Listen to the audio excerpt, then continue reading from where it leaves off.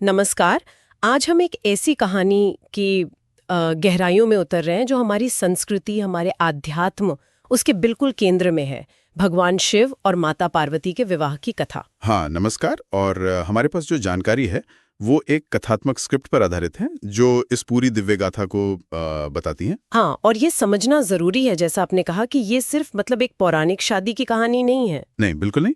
ये उससे कहीं ज्यादा है। ये कहानी हमें ले जाती है देवी सती के आत्मदाह के दुखद प्रसंग से, फिर शिव जी का वो घोर वैराग्य, और फिर पार्वती जी की वो अविश्वसनीय तपस्या, और वहां से उस दिव्य मिलन तक जिसने सृष्टि का संतुलन एक तरह से फिर से स्थापित किया। बिल्कुल। तो शुरुआत वहीं से करते हैं जहां से अक्सर ये कहानी शुरू होती है, देवी सती के आत्मदाह से। जैसा स्रोत बताता है, पिता दक्ष ने पति शिव का अपमान किया और वो देखकर उन्होंने योगाग्नि में खुद को समर्पित कर दिया। ये घटना ही अपने आप में बहुत शक्तिशाली है, पर इसका जो परिणाम हुआ वो शायद और भी गहरा था। बहुत गहरा, बहुत ही गहरा। इस घटना ने भगवान शिव को पूरी तरह से, आप कह सकते हैं, झकझोर दिया। वो सिर्फ दुखी नहीं थे, वो एक गहरे वैराग्य में चले गए। स्रोत के शब्द हैं, उन्होंने सब कुछ त्याग दिया और हिमालय की गुफाओं में तपस्या में लीन हो गए। अब ये वैराग्य कोई ऐसी वैसी उदासीनता नहीं थी, ये संसार से पूरी तरह विरक्ति थी। अच्छा। और ऐसा माना जाता है कि जब शिव इस अवस्था में जाते हैं तो सृष्टि की जो लय है, उसका जो संतुलन है, वो बिगड़ने लगता है। क्योंकि संहारक ही जब निष्क्रिय हो जाए तो सृजन और पालन का चक्र वो बाधित होता है। ये समझना वाकई दिलचस्प है। मतलब शिवजी का व्यक्तिगत दुख और उनका वैराग्य वो एक तरह से ब्रह्मांडीय चिंता का विषय बन गया था। क्या स्रोत इस पर कुछ और बताता है कि उनके वैराग्य का ठीक ठीक असर क्या हो रहा था? देखिए, स्रोत सीधे तौर पे परिणामों का बहुत लंबा चौड़ा वर्णन नहीं करता, लेकिन इशारा बिल्कुल साफ है। देवताओं की चिंता का जिक्र है। हाँ। अब सोचिए, सृष्टि के मूल स्तंभों में से एक शिव, अगर वो निष्क्रिय हो जाएं तो संतुलन तो बिगड़ेगा ही, है ना? जैसे ऊर्जा का एक बड़ा स्रोत अचानक शांत हो जाए, सब गतिविधियां थम सी जाती हैं। तो देवताओं ने महसूस किया कि शिव का संसार से जुड़ना, उनका गृहस्थ जीवन में लौटना जरूरी है, न सिर्फ उनके लिए बल्कि पूरी सृष्टि के सही संचालन के लिए। और इसी जरूरत ने, इसी पृष्ठभूमि ने पार्वती जी के जन्म और उनके संकल्प की भूमिका तैयार की। हाँ, बिल्कुल। और यही कहानी एक नया मोड़ लेती है। स्रोत हमें बताता है कि सती ने ही हिमालय राज और रानी मैना के घर पार्वती के रूप में पुनर्जन्म लिया। अच्छा, सती का ही पुनर्जन्म? हाँ, ये पुनर्जन्म की अवधारणा अपने आप में बहुत गहन है, लेकिन इससे भी ज्यादा जो चौंकाने वाली बात है वो ये कि पार्वती ने बचपन से ही एक असाधारण संकल्प ले लिया था। क्या संकल्प था वो? स्रोत कहता है, बचपन से ही पार्वती के मन में एक ही संकल्प था, मैं शिव को ही अपना पति बनाऊंगी। अब ये कोई बच्चों वाली जिद नहीं थी। नहीं, बिल्कुल नहीं लग रहा। हाँ, इसे अक्सर उनके पिछले जन्म की स्मृति, मतलब सती के रूप की, और इस जन्म के दिव्य उद्देश्य से जोड़कर देखा जाता है। बिल्कुल। जैसे उनका जन्म ही हुआ था शिव को उस गहरे वैराग्य से बाहर लाने के लिए, सृष्टि के संतुलन को फिर से स्थापित करने के लिए। तो ये संकल्प उनकी अटूट इच्छा शक्ति, उनके प्रेम की गहराई और उनके जन्म के पीछे का जो एक कॉस्मिक उद्देश्य था, उसका प्रतीक है। बिल्कुल सही, यही प्रतीक है। पर शिवजी तो उस समय गहन समाधि में थे, संसार से पूरी तरह विरक्त। ऐसे में पार्वती जी ने ये जो असंभव सा लगने वाला संकल्प था, इसे पूरा करने के लिए क्या रास्ता चुना? जाहिर है ये आसान तो नहीं रहा होगा। आसान बिल्कुल नहीं। उन्होंने जो रास्ता चुना वो था कठोर तपस्या का। तपस्या? हाँ, कठोर तपस्या। स्रोत इसका वर्णन बहुत प्रभावशाली ढंग से करता है। कहता है, उन्होंने कठोर तप किया, धूप, वर्षा, ठंड में भी बिना विचलित हुए बस ओम नमः शिवाय का जाप करती रहीं। बिना विचलित हुए? हाँ, अब यहाँ तपस्या का मतलब सिर्फ शारीरिक कष्ट सहना नहीं है, ये एकाग्रता है, इच्छा शक्ति है, अपनी सारी ऊर्जा को एक बिंदु पर केंद्रित करने की प्रक्रिया है। ये तपस्या कितनी असाधारण रही होगी। क्या हम इसे सिर्फ शिव को पति रूप में पाने की एक इच्छा कह सकते हैं, या इसका कोई और गहरा आध्यात्मिक मतलब भी है? देखिए, दोनों ही बातें सच हैं। व्यक्तिगत स्तर पर देखें तो ये उनके अटूट प्रेम और उनके दृढ़ संकल्प का प्रमाण था, इसमें कोई शक नहीं। लेकिन अगर आध्यात्मिक दृष्टि से देखें तो तपस्या परमात्मा से जुड़ने का, स्वयं को जानने का और अपनी आंतरिक शक्तियों को जगाने का एक बहुत शक्तिशाली साधन मानी जाती है। हमारी परंपरा में। अच्छा। तो पार्वती जी की तपस्या उनकी आत्मा की पुकार थी। शिव यानी कि परम चेतना, उससे एकाकार होने की एक तीव्र इच्छा थी। उनका वो लगातार ओम नमः शिवाय का जाप, वो सिर्फ एक मंत्रोच्चार नहीं था। नहीं। वो अपनी चेतना को शिव की चेतना में मिलाने का, विलीन करने का एक प्रयास था। ये दिखाता है कि भक्ति जब अपने चरम पर पहुंचती है तो वो तपस्या का रूप ले लेती है। लेकिन इस तपस्या के दौरान एक बड़ी बाधा भी आई। देवता जो चाहते थे कि शिव समाधि से जागें, उन्होंने एक योजना बनाई। स्रोत बताता है कि उन्होंने कामदेव यानी प्रेम के देवता, उनको भेजा शिव की तपस्या भंग करने के लिए। ये सुनने में ही बड़ा विरोधाभासी लगता है। हाँ, ये देवताओं की एक कह सकते हैं मानवीय या देव सुलभ प्रक्रिया थी। उन्हें लगा कि शायद प्रेम के देवता के प्रभाव से शिव के मन में पार्वती के प्रति कुछ भावनाएं जागृत होंगी और वो समाधि से बाहर आ जाएंगे। उद्देश्य तो नेक था, सृष्टि का हित। उद्देश्य नेक था, लेकिन वो शायद शिव के वैराग्य की गहराई और उनकी शक्ति का सही अंदाजा नहीं लगा पाए। और इसका परिणाम तो काफी नाटकीय रहा। जैसा स्रोत बताता है, कामदेव ने अपना पुष्प बाण चलाया। शिवजी की समाधि तो भंग हुई, पर प्रेम जगाने के बजाय कुछ और ही हो गया। बिल्कुल, शिवजी ने अपना तीसरा नेत्र खोला और उसकी जो प्रचंड ज्वाला थी, उससे कामदेव वहीं भस्म हो गए। भस्म हो गए? हाँ। अब ये घटना कई स्तरों पर महत्वपूर्ण है। पहला, ये शिवजी के वैराग्य की दृढ़ता को दिखाता है। कोई बाहरी प्रभाव, यहां तक कि प्रेम के देवता का प्रभाव भी उन्हें डिगा नहीं सका। सही। दूसरा, उनका तीसरा नेत्र, जो ज्ञान और विनाश दोनों का प्रतीक है, वो यहां उनके ध्यान में जो विघ्न डाला गया, उसके विनाश का कारण बना। ये किसी व्यक्तिगत गुस्से से ज्यादा उनकी यौगिक अवस्था की शक्ति का प्रदर्शन था। ये घटना तो पार्वती जी के लिए एक बहुत बड़ा झटका रही होगी। मतलब जिस शिव को पाने के लिए वो इतनी तपस्या कर रही थी, उन्होंने प्रेम के देवता को ही भस्म कर दिया। निश्चित रूप से।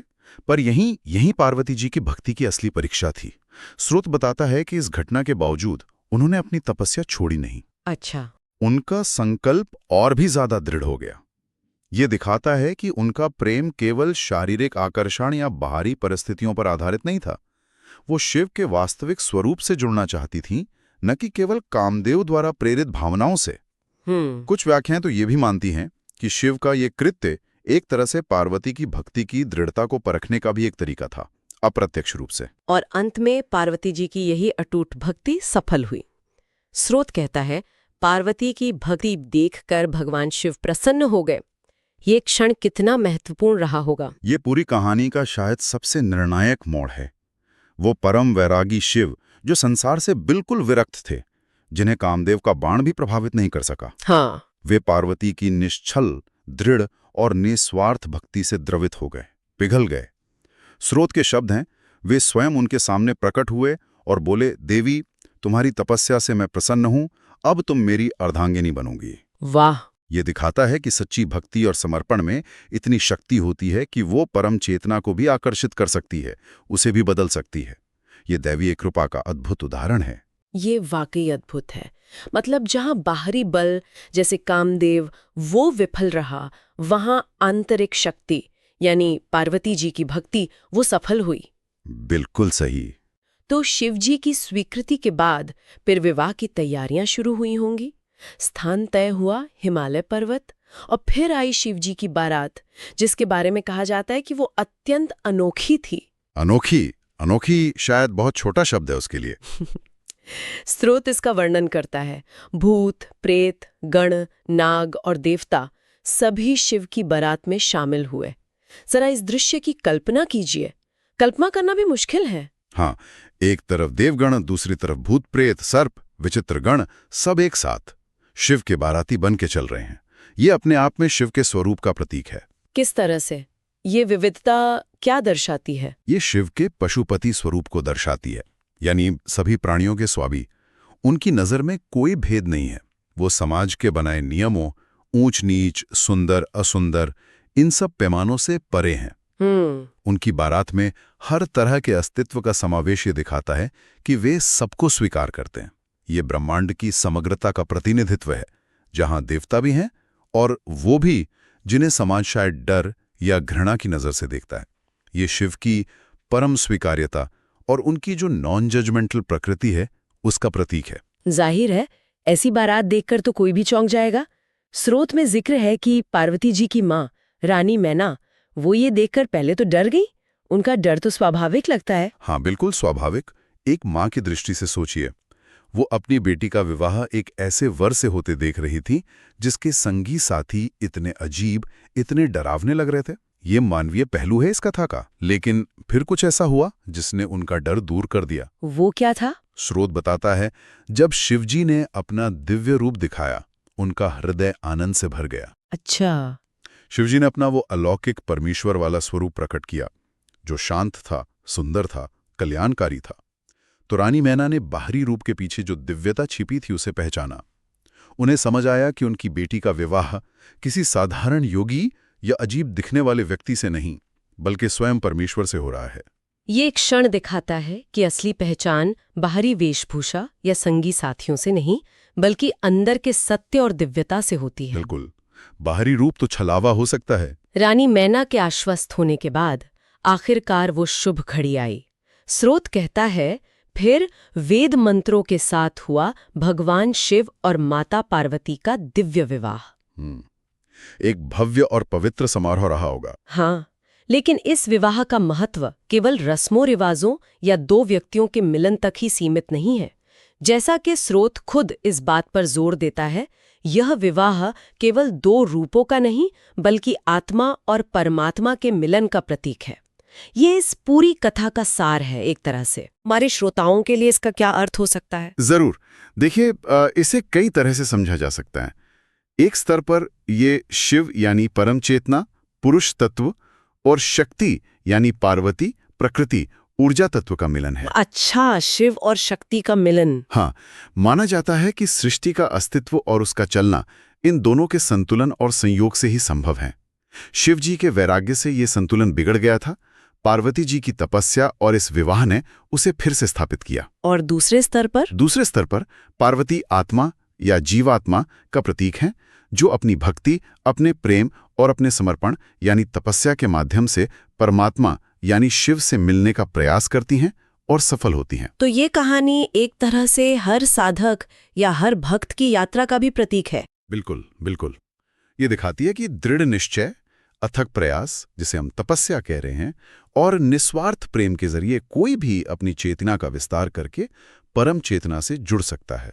स्रोत आगे कहता है, जहां भक्ति, प्रेम और समर्पण एक हो जाते हैं। हाँ, इस विवाह में ये तीनों तत्व अपने चरम पर पहुंचकर एक हो गए। पार्वती जी की भक्ति, उनका प्रेम, उनका समर्पण, ये सब मिलकर शिव की परम चेतना में जैसे विलीन हो गए।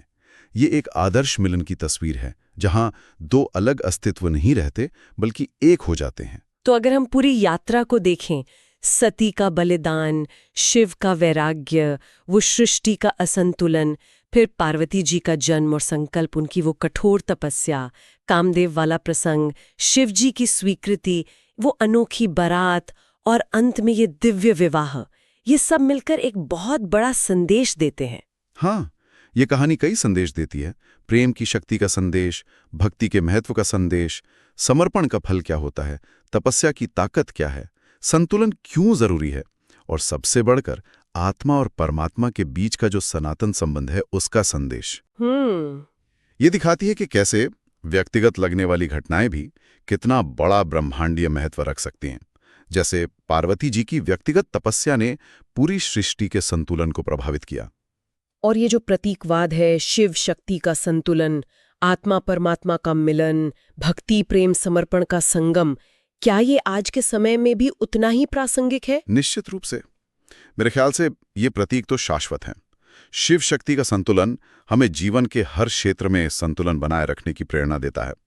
काम और आराम के बीच, भावनाओं और तर्क के बीच, अपनी जरूरतों और सामाजिक जिम्मेदारियों के बीच, है ना? हाँ, बिल्कुल। आत्मा परमात्मा का मिलन हमें याद दिलाता है कि हमारे अंदर भी दिव्यता का अंश है और हम अपनी चेतना का विकास कर सकते हैं।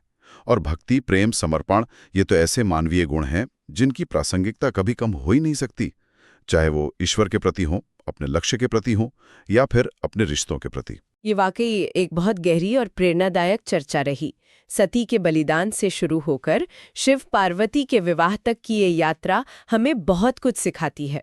हाँ, और शायद अंत में श्रोताओं के लिए सोचने वाली बात यह हो सकती है, जैसा कि स्रोत भी इशारा करता है, कि सच्ची भक्ति या समर्पण का असल मतलब क्या है। क्या हम अपने जीवन में, अपने प्रयासों में, अपने रिश्तों में उस स्तर की एकाग्रता, वो निष्ठा और वो निस्वार्थता ला सकते हैं जैसी पार्वती जी ने अपनी तपस्या में दिखाई थी?